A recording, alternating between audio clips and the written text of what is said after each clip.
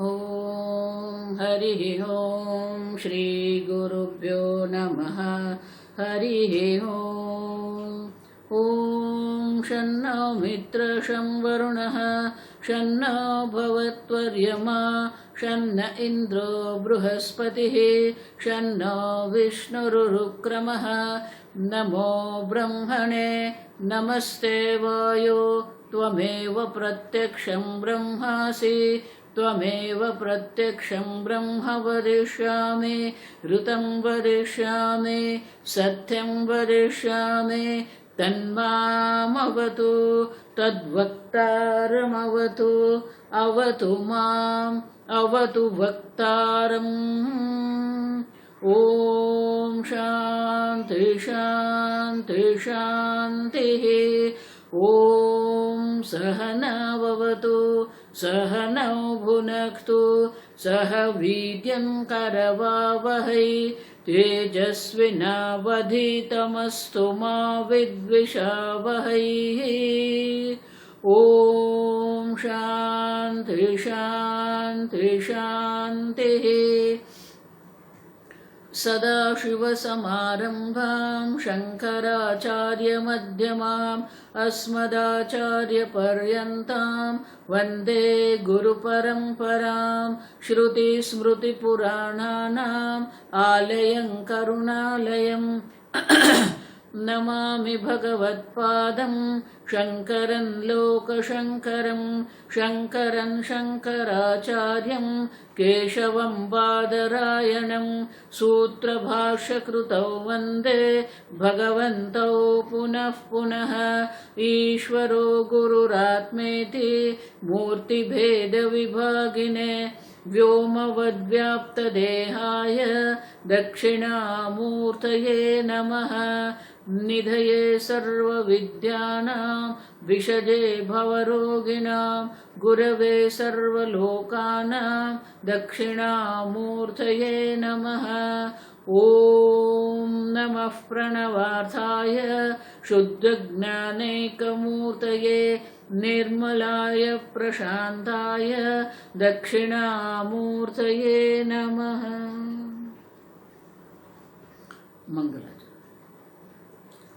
ॐ नमः श्रीशङ्करानन्द गुरुपादाम्बुजन्मने। ॐ नमः श्रीशङ्करानन्द गुरुपादाम्बुजन्मने। सविलासमहामोहग्राहग्रासैककर्मणे सविलासमहामोहग्राहग्रासैककर्मणे।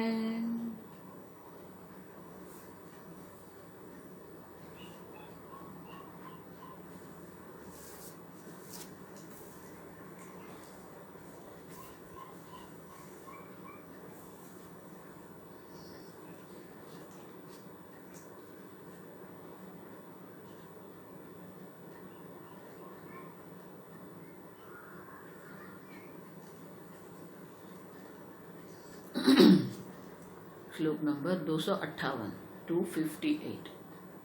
सम्यग् विचारो नास्त्यस्य धीदोषादिति चेत्तथा असन्तुष्टास्तु शास्त्रार्थं न त्वैक्षन्त विशेषतः।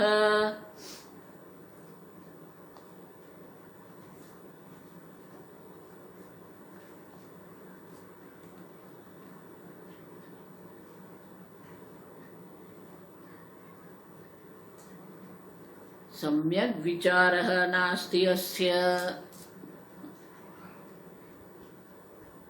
चार्वाक आदि जो है, कल देखा हमने कि चार्वाक आदि जो है उनका विचार धी दोष है, बुद्धि दोष है। आप समझो, योग्य दिशा में योग्य समय पर योग्य विचार होना चाहिए। सम्यक विचार माने कि योग्य विचार होना। आप जो तर्क कर रहे हैं वो तर्क भी योग्य होना चाहिए। तर्कबद्ध, या तो वो तर्कबद्ध होना चाहिए या तो वो तर्क से पर होना चाहिए। लेकिन अगर तर्क विरोधी है तो हम उनको स्वीकार नहीं कर सकते। और इसलिए विद्यारण्य कहते हैं जो चार्वाक आदि लोग जो है प्रबुद्ध, आप भले उनको बुद्धिशाली कहते हो, बुद्धिमान लोग हैं वो, प्रबुद्ध माने बुद्धिमान है, विचारशील है, लेकिन उनके जो विचार है वो योग्य विचार नहीं है। अब ठीक है, देखो इसीलिए भगवान गीता में भी कहते हैं कि बुद्धिमान कौन है? कर्मण्य यः कर्म यः पश्येद अकर्मणि च कर्म यः स बुद्धिमान मनुष्येषु। अब देखो, कर्मणि अकर्म यः पश्येद, कर्मणि कर्म हो रहे हैं, लेकिन जो ज्ञानी जन है, वो ज्ञानी विद्वान जो है, उनकी दृष्टि क्या है? कर्मणि अकर्म यः पश्येत, कर्म तो हो रहे हैं, लेकिन वो अकर्म देखता है, माने कि मैं कोई कर्म नहीं कर रहा हूं। इंद्रियाणि इंद्रियार्थेषु वर्तन्ते नैव किंचित करोमि इति। आप समझो, तो कर्म शरीर से उपाधि से कर्म हो रहे हैं, लेकिन वो कर्म में भी अकर्म अकर्ता आत्मा का वो दर्शन करता है। और जो अज्ञानी है वो बैठे हुए हैं शांति से, वो सोच रहे हैं मैं कोई कर्म नहीं कर रहा हूं। अब देखो, लेकिन कर्तृत्व है, तो कर्म करो या न करो, कर्तृत्व अगर है तो कर्म न करना भी कर्म ही है, क्योंकि अपने आप को कर्म करने से हम रोक रहे हैं। अब देखो, तो रोकना भी तो कर्म है ना। गाड़ी चलाते हैं तो ब्रेक मारना भी कर्म है। अब देखो, और इसलिए भगवान कहते हैं अकर्मणि कर्म यः पश्येत। जहां अकर्म हमें दिख रहा है, लेकिन वहां कर्तृत्व है, मैं कुछ करता नहीं हूं, तो वो कर्तृत्व है उनका। तो कर्तृत्व के कारण जो अकर्म है वो भी कर्म हो जाता है, और जिसने अकर्ता आत्मा का ज्ञान प्राप्त कर लिया है वो कर्म करते हुए भी वो अकर्म है। और इसलिए भगवान कहते हैं जिसके पास ये दर्शन है, कर्मणि कर्म यः पश्येद अकर्मणि च कर्म यः स बुद्धिमान मनुष्य, वो मनुष्य में बुद्धिमान है। अब देखो, तो कर्म करना, कर्म फल प्राप्त करना, भोग करना, स्वर्ग में जाना, ये बुद्धिमान का काम नहीं है। आप समझो, लोग ऐसा मानते हैं अरे बहुत विद्वान है, ये तो पूरा शास्त्र कंठस्थ है। अब लेकिन अगर आप अपने आप को कर्ता भोक्ता मान रहे हैं तो वो बुद्धिमान नहीं है। अब समझो, और इसलिए विद्यारण्य कहते हैं आप समझ रहे हैं कि चार्वाक आदि जो लोग हैं वो प्रबुद्ध है, विचार तो वो भी कर रहे हैं, तर्क वितर्क तो वो भी कर रहे हैं, लेकिन वो अकर्ता आत्मा का ज्ञान नहीं है, और इसलिए वो प्रबुद्ध होते हुए भी वो प्रबुद्ध नहीं है। आप समझो, इसलिए मैं बार बार कहती हूं ये भी ठीक है वो भी ठीक है, अगर आप करेंगे तो मोक्ष की कोई संभावना नहीं है। आत्मा अकर्ता है, क्यों? क्योंकि चैतन्य निर्विकारी है। निर्विकारी चैतन्य के पास कर्म करने के कोई सामग्री है ही नहीं। अब जब सामग्री ही नहीं है तो आप कैसे करोगे कर्म? फिर भी आप अपने आप को कर्ता मान रहे हो, भोक्ता मान रहे हो, माता पिता देह सब मान के बैठ गए। और इसलिए विद्यारण्य कहते हैं भले आपकी दृष्टि से वो प्रबुद्ध लोग हैं, बुद्धिमान लोग हैं, लेकिन उनके जो विचार है वो योग्य नहीं है। सम्यक विचार नास्ति अस्त्य, उनके जो विचार है वो सम्यक नहीं है। क्यों? धी दोषादिति, बुद्धि में दोष है। आप समझो, और इसलिए कहते हैं और जो शास्त्रार्थ है, अब समझो, उनको भी वो ठीक से नहीं देख रहे हैं, और जो शास्त्रार्थ करने वाले हैं, जो शास्त्र अध्ययन भी कर रहे हैं, लेकिन उनमें भी हमें असंतोष दिख रहा है। तो वो असंतोष क्यों दिख रहा है? न ऐक्षंत विशेषतः,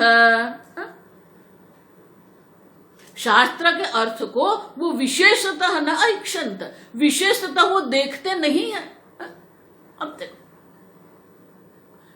चार्वाक आदि के पास तो शास्त्र प्रमाण है ही नहीं, लेकिन जिसके पास शास्त्र प्रमाण है, जो शास्त्र प्रमाण से प्रमाण प्रवृत्ति कर रहे हैं, उनको भी हम संतुष्ट नहीं देख रहे हैं, क्योंकि वो शास्त्र के अर्थ को ठीक ठीक नहीं समझते हैं। देखो, इसलिए मैं कहती हूं भगवत गीता का प्रवचन करना कोई बड़ी बात नहीं है। उनका अनुवाद आप पढ़ लो, 2-4 एक कथा आप समझ लो, आप भी कर सकते हो।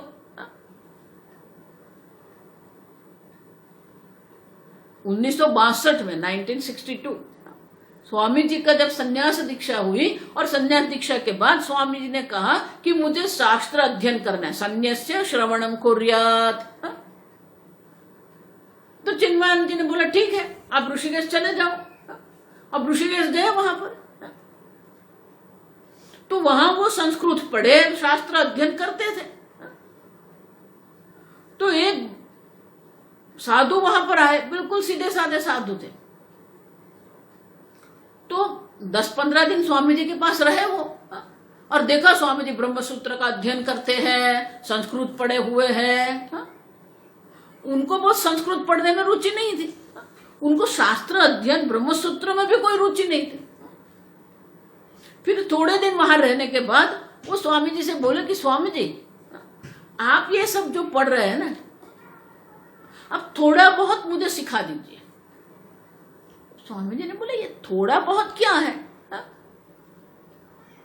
तो बोले नहीं नहीं, आप जो ये आत्मा क्या है, पंचकोश क्या है, ये स्थूल शरीर क्या है, ये थोड़ा कुछ तो मुझे समझाओ आप।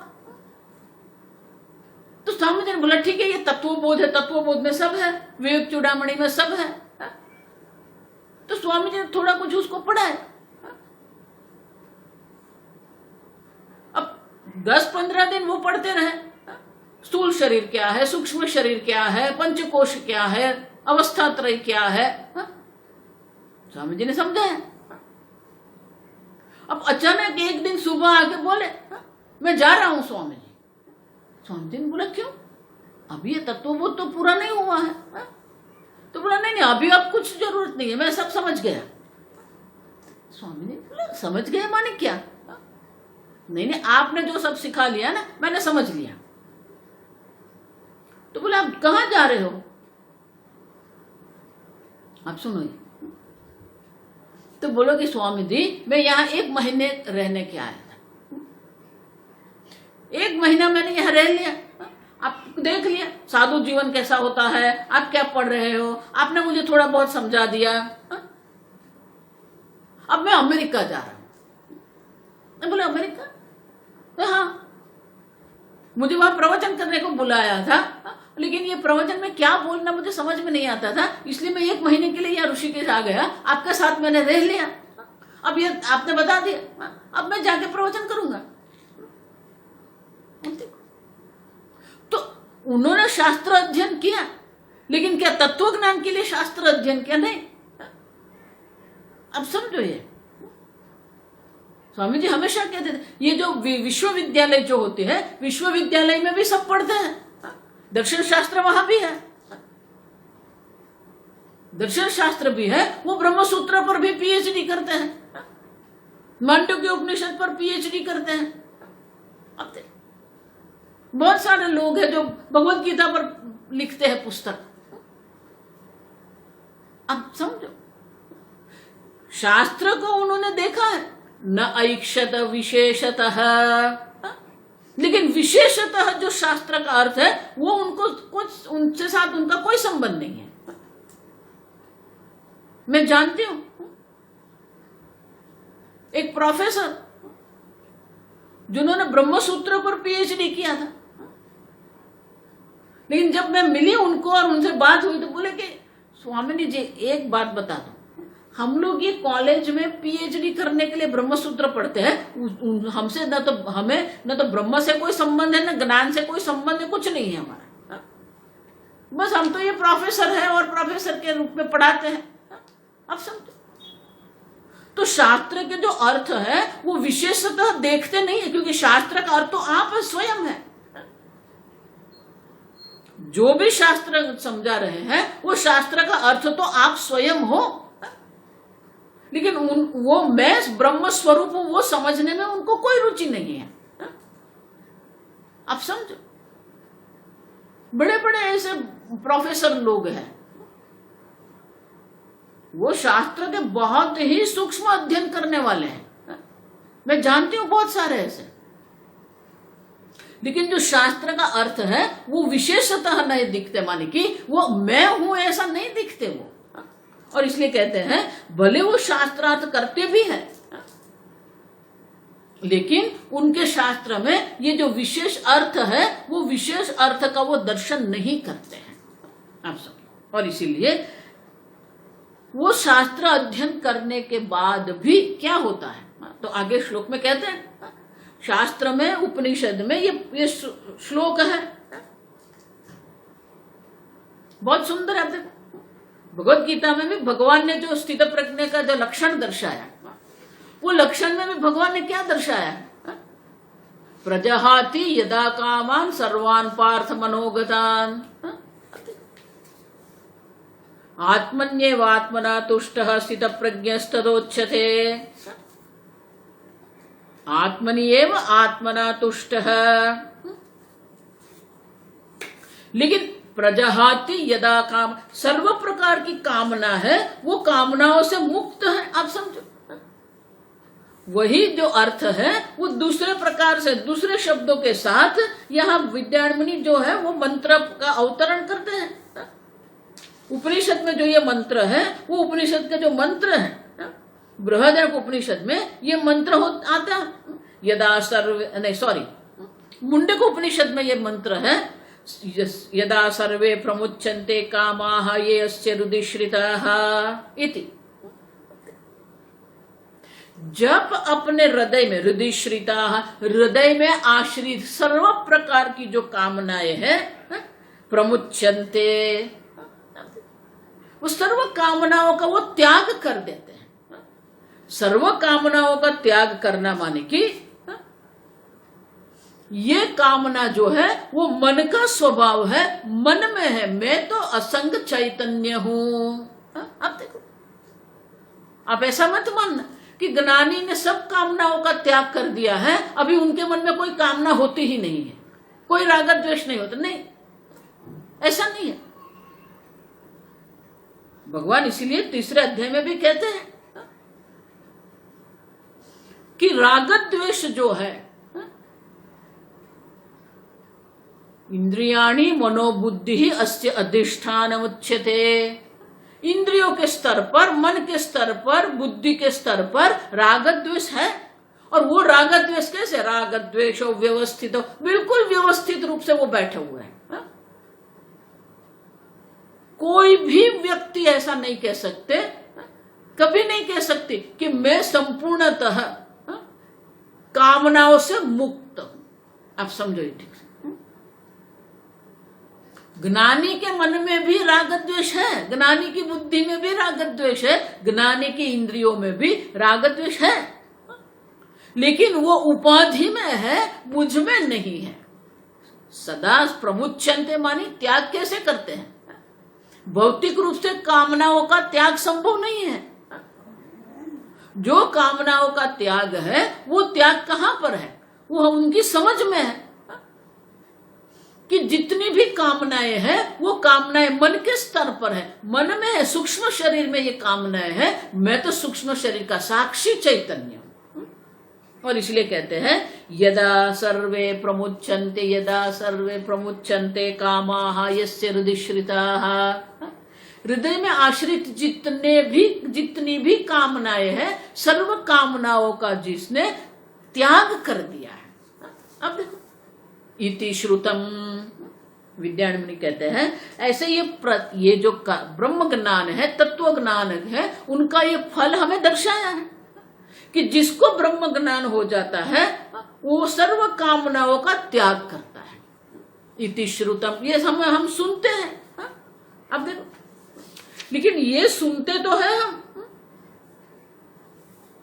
तो बोले कि ये सुनने के बाद भी क्या होता है, श्रुतम फलम दृष्टम न इति।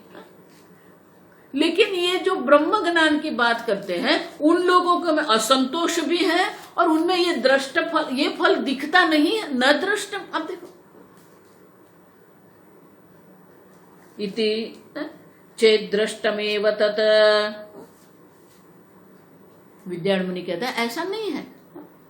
अगर आप सोच रहे हैं कि सर्व कामनाओं का त्याग हो जाता है, लेकिन जो ज्ञानी लोग हम समझते हैं जिसको, उनके मन में तो हम बहुत सारी कामनाएं देखते हैं। हा?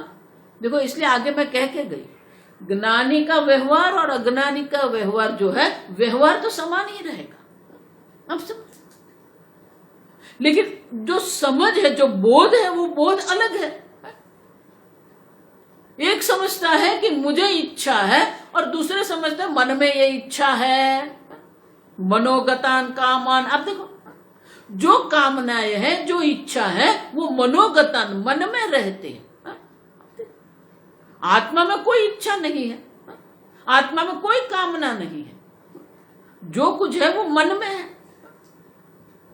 और इसलिए अगर आप ऐसा सोचते हैं, आप ऐसा समझते हैं या आप ऐसा कहते हैं कि शास्त्र में तो ऐसा लिखा है कि उनकी सर्व कामनाओं का जब त्याग कर देता है, अथ ब्रह्म समश्नुते, तो वो अपने स्वरूप में समश्नुते, अपने स्वरूप को वो अपने स्वरूप में ही वो शांत हो जाते हैं, उसी अपने स्वरूप में ही वो आनंद में रहते, समश्नुते। लेकिन यहां तो हमें नहीं दिख रहा है, और इसलिए कहते हैं ये जो विषय तृष्णा जिसको हम कहते हैं, विषयों की कामना जिसको कहते हैं, ये इच्छा तो हम उस ज्ञानी में भी देखते हैं। और इसलिए कहते हैं न दृष्ट दृष्टमेव तत्। विद्यारण्य मुनि कहते हैं नहीं नहीं, ऐसा नहीं है, आप मत ऐसा समझो। आप देखो, क्योंकि अगर हम ऐसा देखते हैं तो बाह्य दृष्टि से तो वैसा ही दिखेगा कि उसके कोई अनुभव में नहीं, लेकिन वो अनुभव के क्षेत्र में है। अनुभव माने कि वो जानते हैं कि आत्मा में कोई कामना नहीं, आत्मा सर्व प्रकार की कामनाओं से मुक्त, असंग, कूटस्थ चैतन्य है। अब सब देखो, इसलिए मैं बार बार कहती कि पहले सत्य ब्रह्म का ज्ञान है, पहले मैं असंग ब्रह्म स्वरूप हूं, मैं निर्विकारी हूं, मैं निर्गुण निराकार हूं, ये ज्ञान पहले है। फिर ये जगत मिथ्या है, फिर ये जगत में सुख नहीं है, बाद में है। आप समझो, लोग सब उल्टा कर रहे हैं। बहुत सारे मैंने महात्मा देखे, वो लोगों के साथ भी ऐसे ही बात करते हैं, इसमें क्या है, उसमें कोई सुख नहीं है, आप छोड़ दो। अरे उनको तो सुख दिखता है ना, आप कह रहे हो कि उसमें सुख नहीं है, लेकिन उनको तो सुख दिख रहा है। आप समझते हो, जब तक ब्रह्म ज्ञान नहीं होता है तब तक ये सर्व प्रकार की इच्छा जो है, सर्व प्रकार की जो कामना है, उनकी निवृत्ति नहीं होगी। अब देखो, इसलिए भगवान दूसरे अध्याय में कहते हैं स्थित प्रज्ञ के लक्षण में, विषया विनिवर्तन्ते निराहारस्य देहिनः।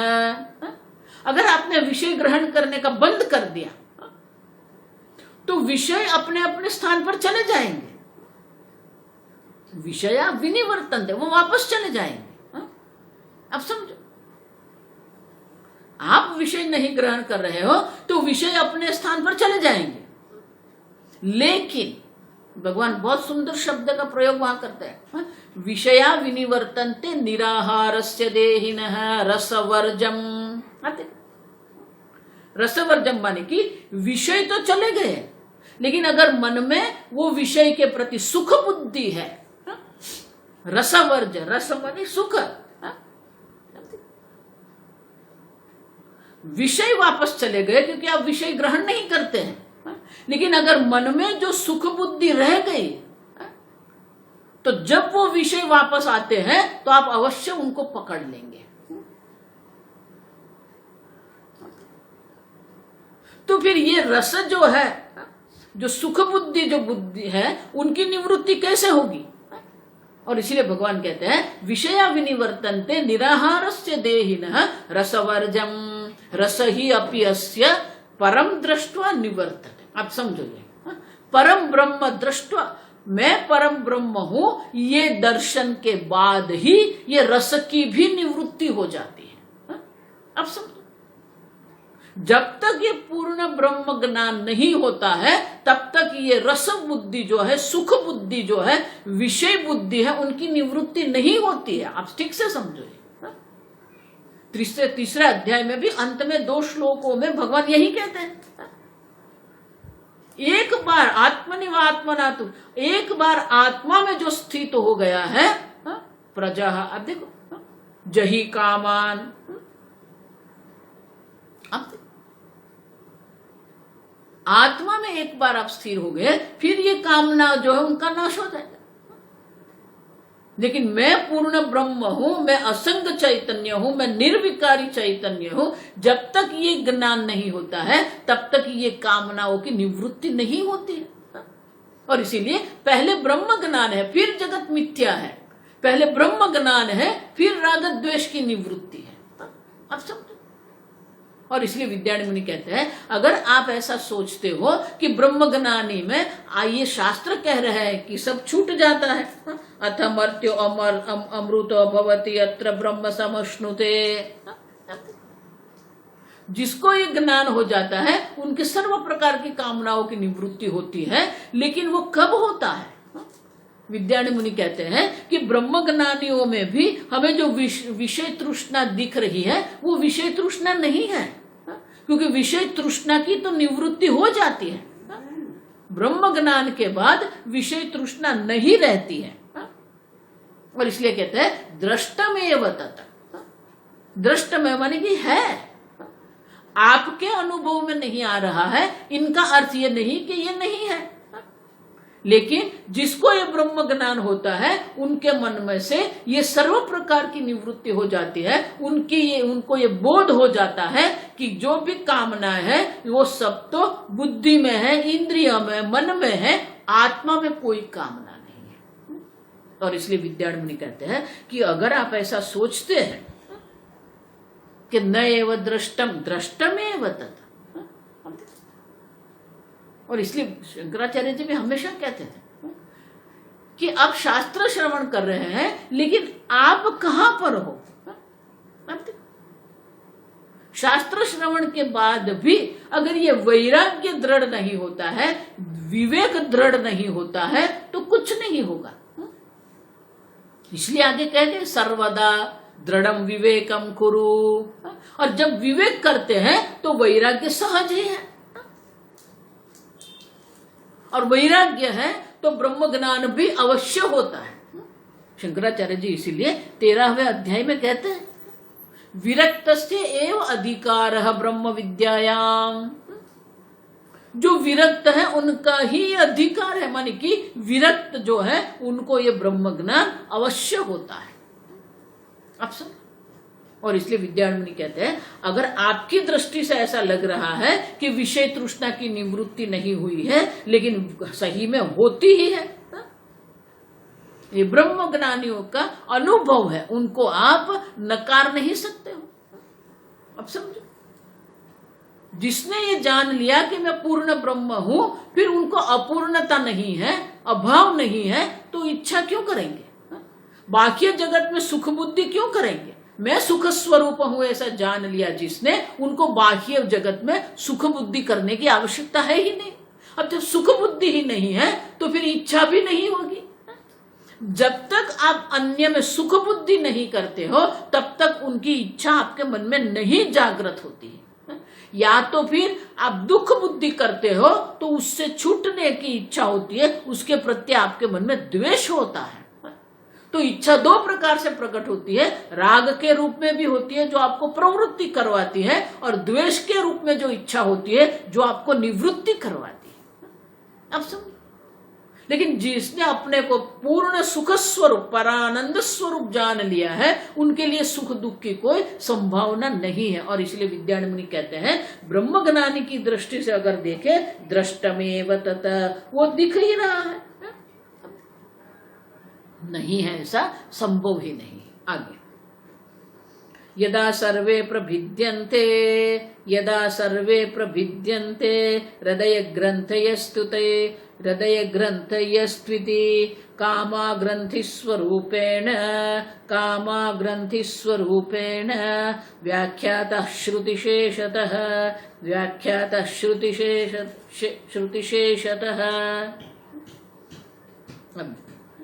मुंडक उपनिषद का ये मंत्र है, यदा सर्वे प्रमुच्यन्ते कामा सर्वे रुदिश्रिताः। उसी मुंडक उपनिषद में एक बहुत सुंदर और मंत्र भी है।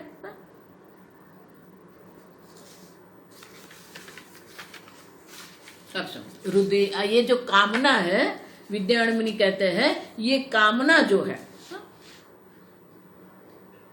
कामा ग्रंथि स्वरूपेण, ये सर्व कामना जो है वो हमारे हृदय में ग्रंथि स्वरूप रहते हैं। अब देखो, और इसलिए कहते हैं कि जिसके मन में इस प्रकार से है, यदा सर्वे प्रभिद्यन्ते हृदय ग्रंथयः तु इति विद्यते हृदय ग्रंथिः छिद्यन्ते सर्व संशयाः क्षीयन्ते च स्य काम क्षीयन्ते च स्य कर्माणि तस्मिन् दृष्टे परावरे। देखो वहां पर भी वही है, जब तक ये पूर्ण ब्रह्म का ज्ञान नहीं होता है, हृदय ग्रंथि की कामना की निवृत्ति नहीं होती है। देखो इसलिए हमारा लक्ष्य जो है वो ब्रह्म ज्ञान होना चाहिए, और ब्रह्म ज्ञान के लिए अज्ञान की निवृत्ति हमें करनी है। और इसीलिए ये जो हृदय ग्रंथि है, जो कामना है, और इसलिए कहते हैं जो ये हृदय ग्रंथि प्रभिद्यन्ते, जब ये हृदय ग्रंथि जो है प्रभिद्यन्ते, अच्छी तरह जब उसको भेदन हो जाता है, उनकी निवृत्ति हो जाती है। यदा सर्वे प्रभिद्यन्ते हृदय ग्रंथयः तु इति, तो ये हृदय ग्रंथि की जब संपूर्णतः निवृत्ति हो जाती है कामा ग्रंथि स्वरूपेण, और विद्यारण्य मुनि कहते हैं कि इस श्लोक में, ये मंत्र में विद्यते हृदय ग्रंथि छिद्यन्ते सर्व संशयाः, तो बोलते हैं कि वहां जो हृदय ग्रंथि जिसको कहा है वो कामना है, जिसके हृदय की ग्रंथि की पूर्णतः निवृत्ति हो गई है, और हृदय ग्रंथि के लिए कामा हृदय ग्रंथि स्वरूपेण व्याख्याता श्रुतिशेषतः। श्रुति माता, शेष श्रुति माने कि बाकी की श्रुति में भी इसी प्रकार से वर्णन है। यदा सर्वे प्रमुच्यन्ते तो मंत्र है, उनके बाद ये भी मंत्र है कि वहां पर हृदय ग्रंथि के रूप में कहा है जो कामना ही है। विद्यते हृदय ग्रंथि जब कहते हैं तो वो हृदय ग्रंथि जिसको कहा है वो क्या है, कामाहा, वो कामनाओं को ही ग्रंथि के रूप में कहा है। अब देखो, लेकिन वो ग्रंथि माने क्या है, देखो ये कामना है ना, वो ग्रंथि क्यों कहा, ये समझने की बात है। आपके मन में जो इच्छा है वो इच्छा को शास्त्र हृदय ग्रंथि कहते हैं। क्यों हृदय ग्रंथि कहते हैं? ग्रंथि मानी गांठ जो पड़ती है, धागे में जो गांठ पड़ती है उसको ग्रंथि कहते हैं। तो हमारे हृदय में भी हम ये गांठ बना के रखते हैं, ये अच्छा है, ये बुरा है, ये सुख स्वरूप, ये सुख देता है, ये दुख देता है, सब हमने बना के रखा है, सब ग्रंथि हमने हृदय में रखी है, और यही ग्रंथि हमें दुखी करती है। अब समझो, और इसलिए विद्यारण्य मुनि कहते हैं कि इसी प्रकार से ये जो श्रुति शेषत है, बाकी की जो श्रुति है मानी बाकी के जो मंत्र है, वो मंत्र में ये कामनाओं को हृदय ग्रंथि के रूप में कहा गया है। लेकिन जिसको ब्रह्म ज्ञान हुआ है वो स्पष्ट रूप से समझते हैं कि हृदय में ये सब ग्रंथि है, आत्मा इस सब से मुक्त है।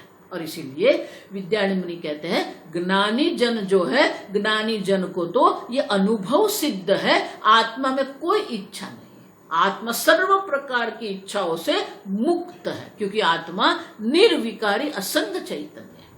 और इसलिए विद्यारण्य कहते हैं कि अलग अलग प्रकार से ये दर्शाते हैं श्रुति माता, लेकिन जो दर्शाते तो वही है कि आप जो स्वयं असंग चैतन्य स्वरूप आत्मा है, वो सर्व प्रकार की कामनाओं से मुक्त है। आपको मुक्त होना नहीं है, आप समझो। कामनाओं का त्याग नहीं करना है, राग द्वेष का त्याग नहीं करना है। आप राग द्वेष से मुक्त हो, आप समझो। किसी भी प्रकार के राग द्वेष आपके मन में, आपके आत्मा में है ही नहीं। और इसलिए विद्यारण्य कहते हैं ज्ञानी जन की दृष्टि से अगर आप समझते हैं तो वो तो अनुभव सिद्ध है, उनको पता है कि जितनी भी इच्छा है वो सब इच्छा तो मन में है, इंद्रिय में, बुद्धि में है, आत्मा में कोई इच्छा नहीं है। आगे अहंकार चिदात्मानौ एकीकृत्य विवेकतः इदं मे स्यात् इदं मे स्यात् इदं मे स्यात् इदं मे स्यात् इति इच्छा कामशब्दिताः। अब कहते हैं ये कामनाओं को हृदय ग्रंथि क्यों कहते हैं? तो बोले अहंकार चिदात्मानौ, दो धागे होते हैं, दो धागे को अगर जोड़ना है तो हम उसको गांठ लगाते हैं, ग्रंथि करते हैं, दो को जोड़ने के लिए हम करते हैं। उसी प्रकार से अहंकार चिदात्मानौ एकीकृत्य, अहंकार जो है वो पंच महाभूत का कार्य है, जड़ है, और चिदात्मा जो है जो चैतन्य स्वरूप है। अब एकीकृत्य अविवेकतः, अविवेक के कारण जड़ और चेतन परस्पर विरुद्ध स्वभाव होने पर भी दोनों एक हो गए हैं। इदम में स्यात्, और फिर क्या करते हैं? इदम में स्यात् इदम में स्यात्, मुझे ये प्राप्त हो जाए, मुझे वो प्राप्त हो जाए, मैं यहाँ जाऊं, मैं वहां जाऊं, मैं उससे मिलूं, उसके साथ ये बात करूं। इति कामाः शब्दिताः, इस प्रकार से ये जो इच्छा मन में होती है, ये प्राप्त करूं, इसको करूं, ये करूं, मन में इतनी इच्छा रहती है, आप समझो। बहुत सारे लोग आके मुझे कहते तो मुझे बस अभी कोई इच्छा नहीं है, बोलते हैं लोग। तो मैं हमेशा कहती हूं कभी ऐसा मत बोलो। देखो आगे भी हम ये चर्चा करें, अपने मन पर कभी भी विश्वास मत करना। अगर आप सोच रहे हो कि नहीं नहीं स्वामी जी कोई कामना, कोई इच्छा नहीं, मेरा मन तो बहुत शांत रहता है, ये अति विश्वास उसको कहते हैं। मन पर हमें विश्वास नहीं करना चाहिए, क्योंकि मन में हम देखेंगे अनेक प्रकार की दृढ़ वासना, जन्मों जन्म से हमें दृढ़ वासना प्राप्त है, और किस प्रकार की वासना कब प्रकट हो जाती है, कब जागृत हो जाती है, हमें पता नहीं है, हम जानते ही नहीं है, आप समझो। और वो सुषुप्त अवस्था में पड़ी हुई है, अव्यक्त अवस्था में वो वासना है वहां पर।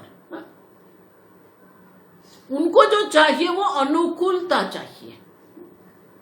देखो इसलिए ये बात जो होती है उनको एक ही दृष्टांत में देते। गर्मी के जब दिन होते हैं ना, तो बड़े बड़े जो भूमि होती है ना, खाली भूमि, बिल्कुल उसमें कुछ नहीं दिखता है, सूखी भूमि होती है, वो भूमि बिल्कुल सूखी होती है, धूल उड़ती है, मिट्टी, पवन आते है तो वो मिट्टी भी उड़ती है, बिल्कुल सूखी है। लेकिन एक वर्षा हो जाए, एक सप्ताह में वो पूरी भूमि जो है हरे रंग की हो जाती है। क्यों? क्योंकि उनके अंदर वो जो घास होते हैं ना, उनकी ग्रंथि होती है। देखो वो भी ग्रंथि ही वहां पर वो पड़ी हुई है, वो सुषुप्त अवस्था में है। वहां पर गर्मी के दिन है, बहुत गर्मी है, धूप बहुत है, तो वो वहां सुषुप्त अवस्था में पड़ी रहती है। जब उनको पानी मिलता है, जल मिलता है, तो वो अंकुरित हो जाते हैं। 1 सप्ताह में पूरी भूमि हमें हरी दिखती है। हम कोयम्बतूर में रहते, आश्रम में रहते थे, ऐसा ही होता है। आप अप्रैल मई महीने में वहां जाएंगे, पहाड़ी है वहां पर, सब पहाड़ आप दिखेंगे बिल्कुल सूखे, वृक्ष भी बिल्कुल सूखे हुए हैं, वो बड़े वृक्ष वो भी बिल्कुल सूखे, और इतनी गर्मी पड़ती। एक बार बारिश हो जाती है, पूरे तब पर्वत देखेंगे, 10 दिन में, 1 सप्ताह में, 10 दिन में सब हरा भरा हो जाता है। उसी प्रकार से वासना हमारे हृदय में है। उनको जो चाहिए वो अनुकूलता चाहिए। जैसे ही अनुकूलता मिलेगी वो वासना प्रकट हो जाती है। देखो, इसलिए भगवान 5वें अध्याय में इसीलिए कह के गए, शक्नोतु यस्सोढुम प्राक् शरीर विमोक्षणात्। ये शरीर छूटे उसके अगले क्षण तक काम क्रोधो भवद्वेगम, काम और क्रोध का वेग होना ही है। और उनको जो सहन कर सकता है, सयुक्तः स सुखी नरः, वो युक्त है, वो सुखी है। आप समझ, सब पड़ा हुआ मन में, तो सब संस्कार है, मन में सब वासना है। अब समझो, उनको अनुकूलता चाहिए। जैसे अनुकूलता मिलेगी वो सब प्रकट हो जाते हैं। इसीलिए कभी मन पर विश्वास मत करो। मन तो बिल्कुल तैयार ही बैठा है, जैसे अनुकूल बन जाएगा, अनुकूल संजोग हो जाएंगे, सब आरंभ कर देता है। आप समझो ये ठीक से। लेकिन ये क्यों हो रहा है? अविवेकतः एकीकृत्य अहंकार चिदात्मानौ। अहंकार और चिदात्मा जो है, अविवेक के कारण जड़ और चेतन का एकीकृत्य, अन्योन्य अध्यास हो गया है। अहंकार को हम चेतन मानते हैं और आत्मा को अहंकार मानते हैं, कर्ता मानते हैं। अहंकार माने अहम कर्ता इति अहंकार है। आत्मा में कर्तृत्व है, अहंकार में चेतनता हम दिखते हैं। दोनों को एक कर दिया है और एक करके वो देख रहे हैं। और फिर ये इच्छा होने वाली ही है, इदम स्यात्, इदम में स्यात्, इदम में स्यात् इति इच्छा। वो इच्छा जो है उसी को काम शब्दिता, उसी इच्छा को हम काम कहते हैं। तो ये दोनों साथ हो गए। आप देखो, जड़ और चेतन, ये उपाधि जो है जड़ है, विकारी है, और आत्मा जो है वो चैतन्य स्वरूप है, निर्विकारी है। तो जड़ और चेतन, सविकार और निर्विकार, दोनों में अविवेक हो गया है, दोनों एक हो गए। और इसीलिए ये सब हृदय ग्रंथि दिखती है हमें। लेकिन एक बार समझ लिया मैं असंग निर्विकारी चैतन्य स्वरूप ब्रह्म हूं, तो फिर ये कामनाओं का कोई स्थान नहीं रहता। और इसीलिए विद्यारण्य कहते हैं कि ये इच्छा जिसको हम कहते हैं वो काम शब्द के द्वारा ही शास्त्र में कहा गया है, लेकिन वो इच्छा जो है अविवेक के कारण है, अन्योन्य अध्यास के कारण ये होता है।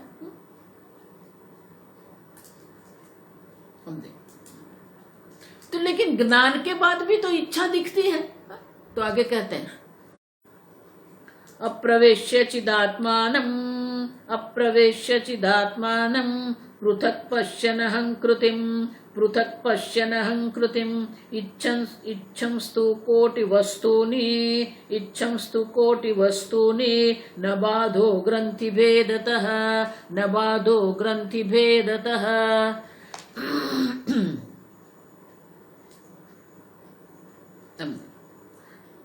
अप्रवेश्य चिदात्मानम,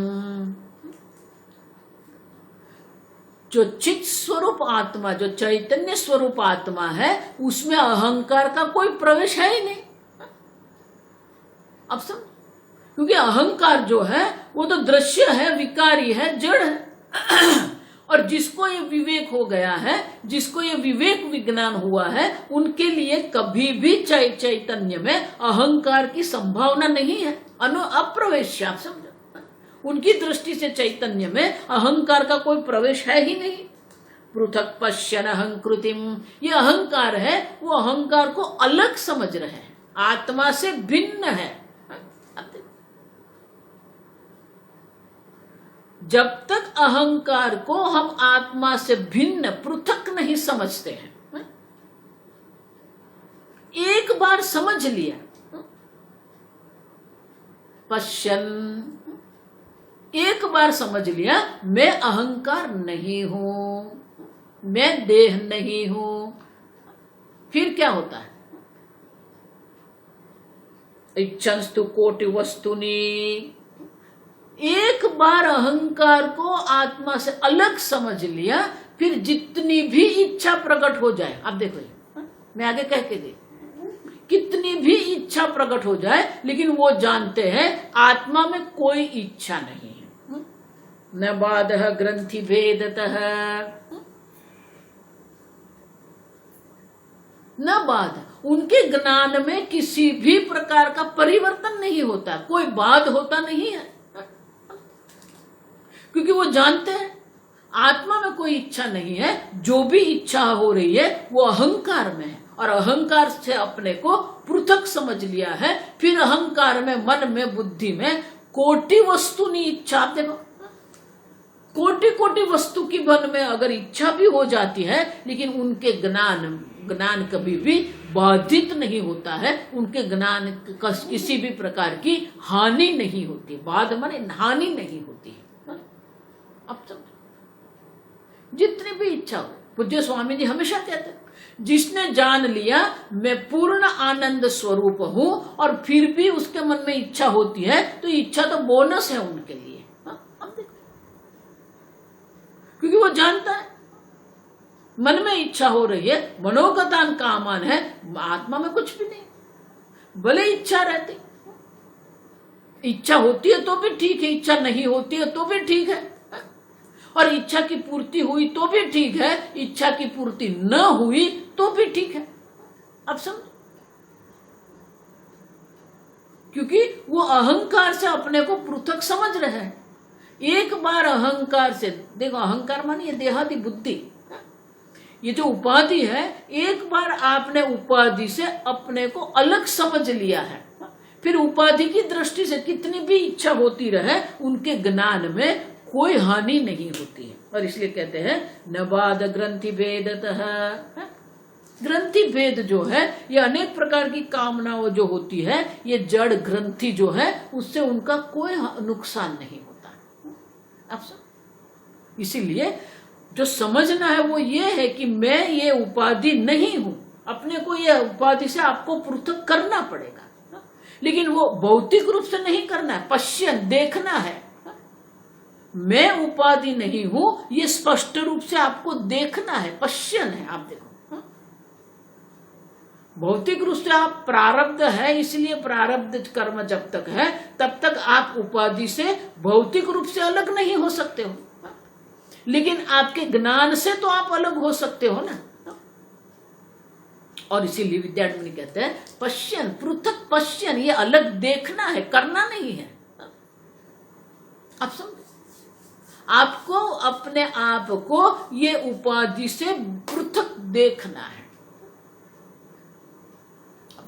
और एक बार आपने अपने आप को ये उपाधि से पृथक पूर्ण चैतन्य स्वरूप दर्शन कर लिया, फिर कितनी भी इच्छाएं प्रकट हो जाए, कोटि वस्तु नहीं, कोटि कोटि वस्तु को मन में इच्छा आ जाए, फिर भी ज्ञान कभी भी बाधित नहीं होता है, ज्ञान में कोई हानि होती नहीं है। आगे हम कल देखेंगे।